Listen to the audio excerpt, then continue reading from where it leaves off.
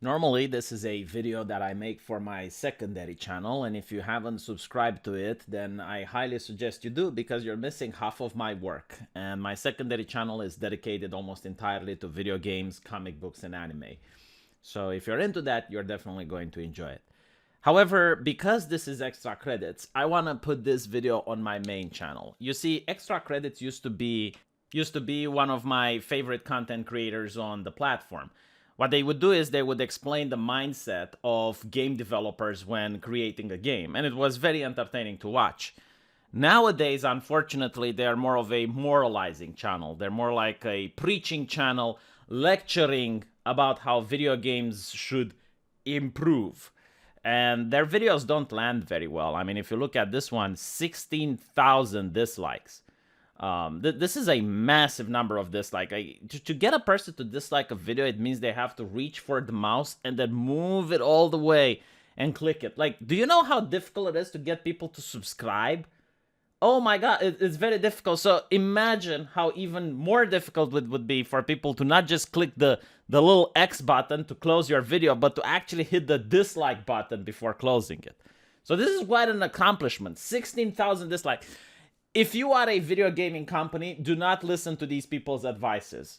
I mean, not only what they're saying is very controversial, that they would split the community apart, which would be a bad thing because you're already splitting your consumer base apart, but they're doing even more than that. They're going way and beyond the Call of Duty of just splitting the community apart. Like, the overwhelming amount of people dislike this video. If you paid attention to the game's discourse on the internet during 2019 and 2020, you might have noticed a reoccurring argument about some species from fantasy media, specifically orcs. Now, not to worry, this episode isn't going to be just another member of the chorus talking about how if all orcs in a game are blindly evil, that it's racist. Instead, we want to discuss how that particular choice is simply bad game design. I never understood the politicization of tabletop games. Tabletop games are not something that you play online on a single server with everyone else. Tabletop games is something that you do in your own home, and you get to play them with your friends in any way you want. For example, it's similar to playing with a Barbie doll. There are a lot of little girls that don't play with the Barbie doll the way they're supposed to. I seen my cousin when she was growing up dismembering the Barbie doll, pulling its arms and legs apart, and then claiming that it has gotten through a car crash.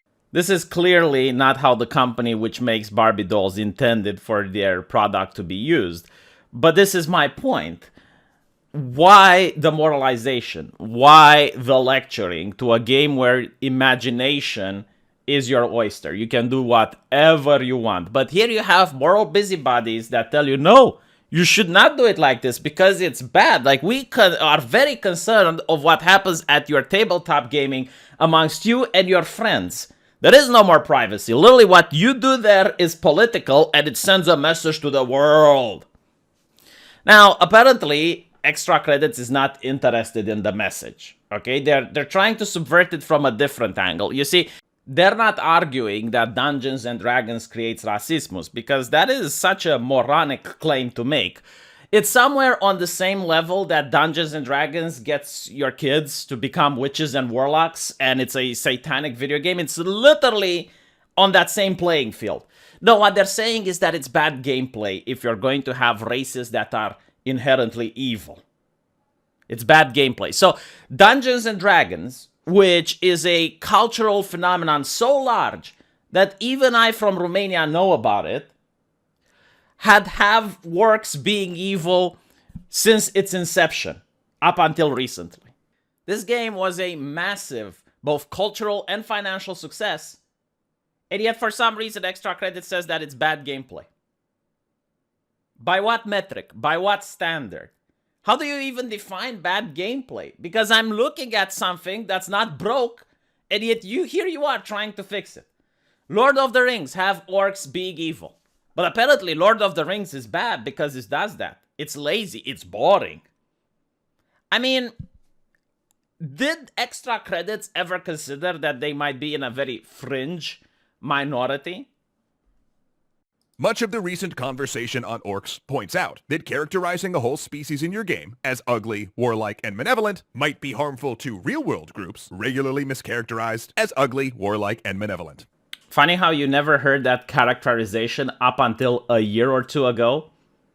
And it's by progressive people? Did it ever encounter to you that maybe this is like a Rorschach test and you're seeing the bad things in the ink blobs?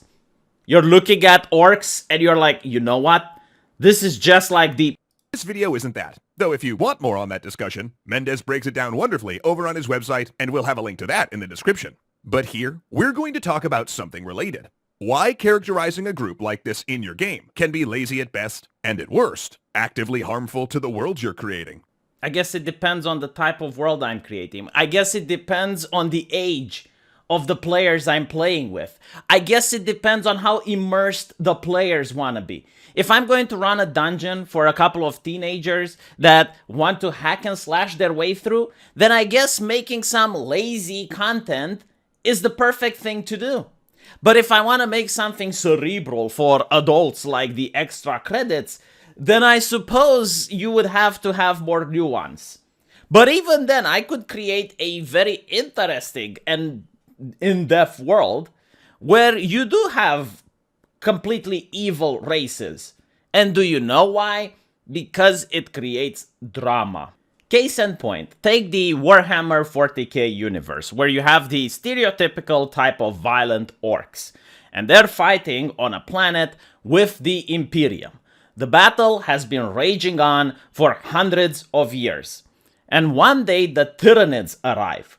The Tyranids do not discriminate, and they attack Orc and the Imperium alike, to the point where they realize that they are going to be eradicated unless the Imperium and the Orcs work together. This causes very interesting drama because all of a sudden it subverts the expectations. Let's say that the Orc commander is actually a little bit more smarter than the average orc. And he decides that, well, he just likes to fight. And he is going to ally himself with the Imperium. Now you can write a very interesting story on how the Imperium soldiers at first completely distrust the Xenos, but they realize that it's their only chance for survival to work together. Maybe you can have a couple of orcs actually helping with the evacuation of civilians. And yet again, it subverts those evil expectations. Later on in the combat, maybe the orcs and the Imperium soldiers, maybe they start some friendly competition and they start bragging about who manages to kill more Tyranids. Maybe in the trenches between the Imperium and the orcs, there are numberless scratches on the walls showing how many enemies that particular infantry division has managed to eliminate that day. And as the war goes on, both the Imperium and the orcs manage to completely demolish the Tyranid Hive Fleet. And finally, when victory seems to be in grasp, the orcs betray the Imperium. They flank the Imperium soldiers and they mount an offensive which finally seals the victory on that planet for the orcs. And as such, the orc war boss by the name of Tacticus puts the Imperium commander under court-martial and judges him based on Imperium law and finds him guilty for conspiring with filthy Xenos, and the punishment, of course, is death. What I've just explained is an actual story within the Warhammer universe. A universe which allegedly has bad game design because it considers orc to be evil. However, that didn't stop me from making a very interesting story that doesn't deviate from the lore too much. Orcs are not really evil. I mean, evil in Warhammer is simply subjective. Orcs are just a race of creatures that enjoy fighting. They are biologically engineered by their makers to be the perfect bioweapon. And they don't mind if they fight alongside the Imperium against the Tyranids, or if they fight against the Imperium, as long as they can keep fighting. So, why is that a lazy or bad game design? When designing a game's world and populating it with fictional species, a designer might be tempted to differentiate them from one another by certain inalienable qualities, like their moral alignment. Violent versus peaceful, law versus chaos, good versus evil, and the like. It's a common trope in speculative fiction, but especially in the context of a game, painting an entire species with the same moral brush actually weakens the entire thing. This idea that a certain subgroup, like race, nationality, or sex, has inalienable traits is called biological essentialism or simply bioessentialism. And it's a valid way to talk about qualities like how many legs an animal has or whether it can fly. But all too often, this concept gets misused in untrue statements, like pit bulls are a violent breed, men are more logical than women, or Asians are better at math. Now, Oh no, not the harmful stereotype of Asians are better at math. No, anything but that. That is so horrible. I thought we're not going to discuss about how certain races in video games can be compared to people in real life. Huh? Didn't you say that in the beginning of the video? By the way, the thing with the pit bulls, I find it very interesting because some countries actually ban certain species of dogs. I guess they didn't listen to extra credits, did they? But here's where extra credits is dead wrong on the issue. You see, in fantasy, let's take Dungeons and Dragons. You do have the equivalent of races that we have in the real world. For example, when it comes to humans, you can have humans that are Caucasian, you can have humans that are black, you can have humans that are Asians.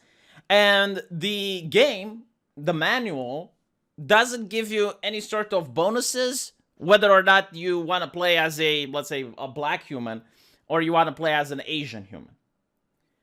Those are the races that we have which exist in the game. But when you talk about elves or orcs, even though the game classifies them as races, they are anything but. Like, an orc is not a human. It is a completely different species within that genre, within that universe. It is the same with an elf. I mean, the fact that elves can live up to thousands of years should have signaled to extra credits that maybe we're not talking about races in the English definition, but it's something completely different. And you notice this as well in the sci-fi universe, when you have the Vulcans and the Romulans and the Klingons and what have you. These things are not human. They are alien creatures which appear to be human for the viewer's enjoyment. They are an other. They are a vehicle for storytelling. You see, when you look at fantasy, whether it is medieval or sci-fi, the whole purpose of the aliens and the other races is to be stereotypes of humanity. I'm not meaning on the fact that you take a particular group of people and you use that stereotype. No, what I mean is, like, look at the Vulcans. What do they represent? They represent humanity's peak intellect. However, they are deprived of emotions. So all of a sudden you have an interesting species which cannot express love, they cannot express anger, they cannot express frustration, but they are highly logical. They are superior to a human in the point that they are very logical, but they are inferior to a human in the fact that they cannot express emotions. So the question becomes, like, can something like that even enjoy life without experiencing emotion? And it creates drama. It creates an interesting scenario on what happens when you put a Vulcan on a human ship, or when you put a human on a Vulcan vessel. Now, if you look at medieval fantasy, it creates drama from more interesting points. Take World of Warcraft, for instance. One of the best games that I have ever played. Warcraft 3 has one of the best stories as well. You have all these different races. You have the Night Elves, you have the Orcs, and you have the humans, and they all hate each other. They all cannot come eye to eye and agree because of their inherent differences. However, because the Burning Legion, a demonic force, is trying to invade Azeroth and burn the entire planet to the ground, now all those races have to work together. They have to put aside their differences in order to defeat Archmond. And this is great storytelling. This creates great drama. It creates great tension. Because as you're playing, you just don't know if any of these races is going to try to backstab the others in the back. You don't know what's going to happen next, what type of conversation can even take place between the heroes of these different factions that have been battling with each other for a very long time. Alternatively, if you just have a Dungeons and Dragons campaign, it's also quite fun to have, like, let's say, an evil goblin that is being captured by the players, and the players treat this creature nicely. This creature that is used to nothing but brutality and being beaten and is the only type of life he knows is now being treated with kindness by humans. How will that creature react? Again, the whole purpose and the whole reason we have this trope is to create drama. Stories cannot exist without conflict and without drama. Now, there is nothing wrong with creating a world where every single character is morally complex and they have like different takes and whatever. You can do that. But my question is, like, why would you? Why would you want to have, let's say, alien creatures, like in Star Trek, that act exactly 100% like human beings act? And you get to notice this in Picard, the new show, which was actually very unpopular. The Vulcans act like humans. The Romulans act like humans. The Klingons act like humans. What's the point in having them to begin with? If every single alien creature that you encounter is almost identical to humans, you rob the sci-fi experience out of it. If everyone behaves like a human, well, it's not sci-fi anymore, it's just like real life, isn't it? Chances are, if a game is set in the real world, that the designers are avoiding these tropes because they aren't real, as multiple fields of societal and hard science can readily prove to you. But that is completely false. Wolfenstein, the video game, is set in the real world, and you're fighting Nazis as a trope. Now, the reason you're fighting Nazis is because the player knows that Nazis are evil. If Extra Credits would have his way, then the Nazis would have to be more morally complex. You see, the soldier that you're firing on is also a father. He has children waiting for him at home. Maybe he doesn't even believe in the Nazi ideology, but he was born in Germany, he was conscripted in the military, and he had absolutely no choice in the matter. Maybe the propaganda minister told him that if he doesn't comply, his family and children at home will suffer. So he has to do this for the fatherland. Now, I ask you, if the game Wolfenstein would have had this moral complexity when dealing with the enemy, would it still be enjoyable?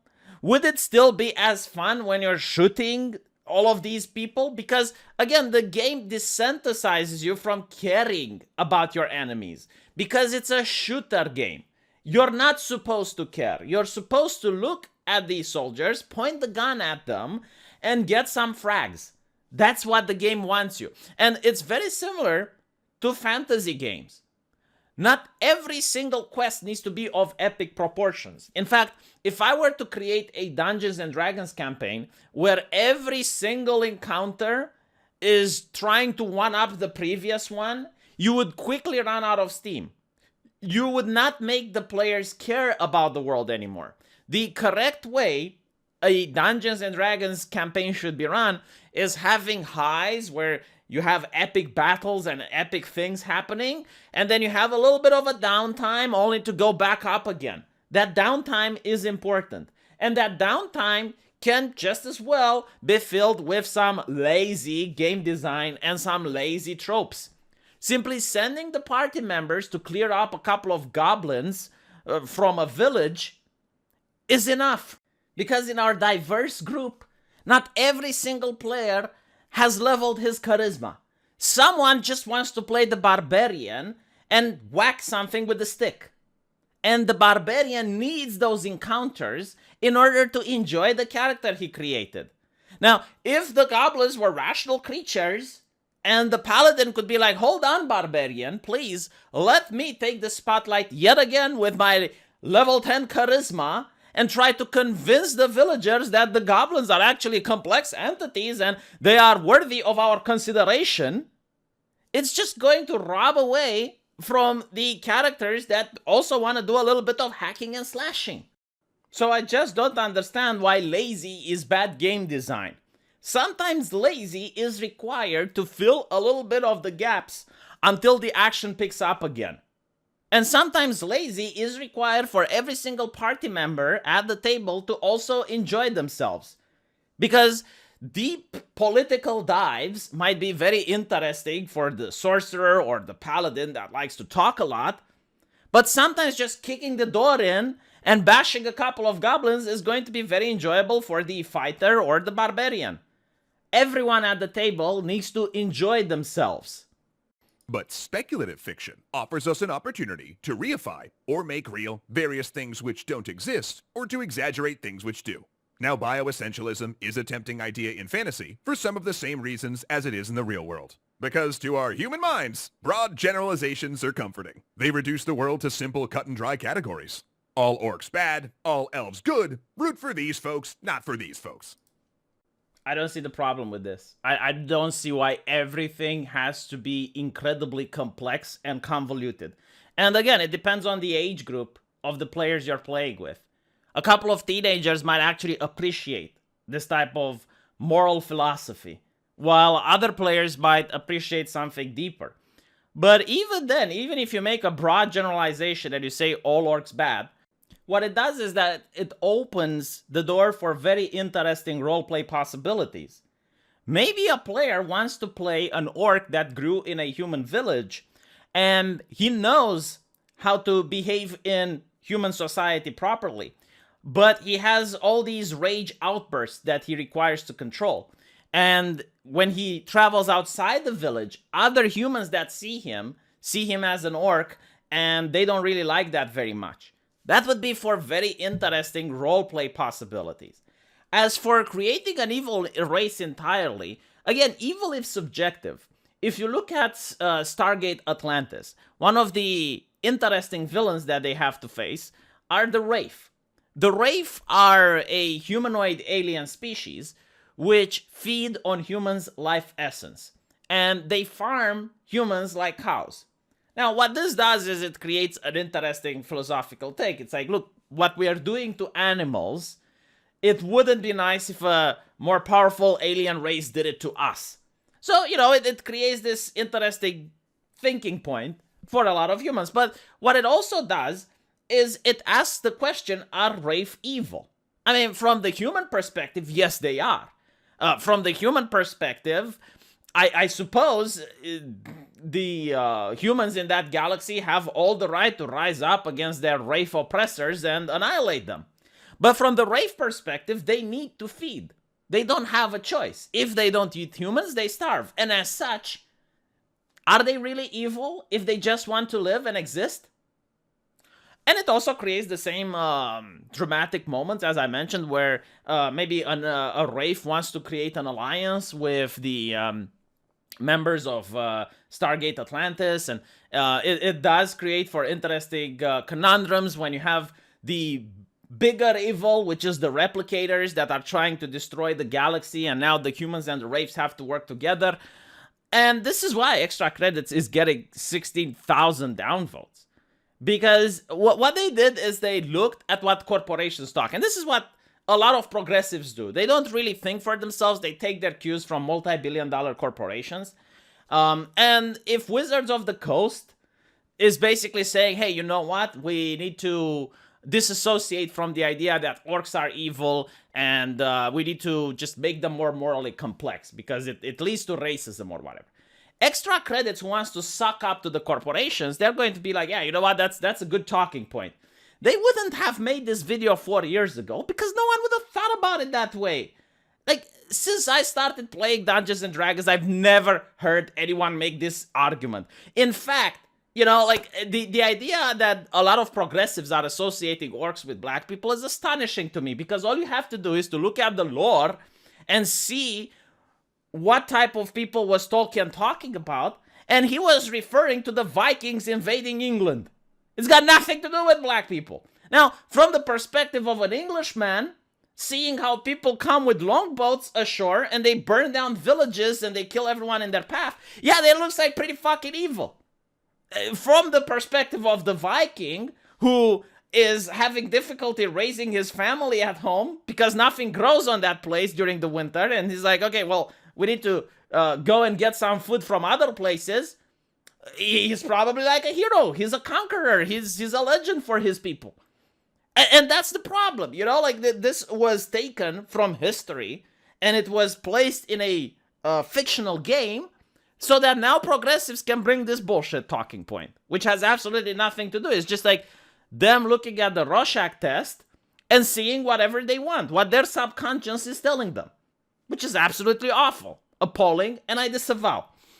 But anyway, let me know what you think. I'll see you guys in the comment section. Don't forget to tune in tomorrow for This Week in Stupid. If you like my video, consider giving it a thumb up. It helps with the algorithm. And don't forget to check out my other channel. There's a link in the pinned comment in the description. And you're probably going to enjoy what I have to upload there. I'll see you there and take care.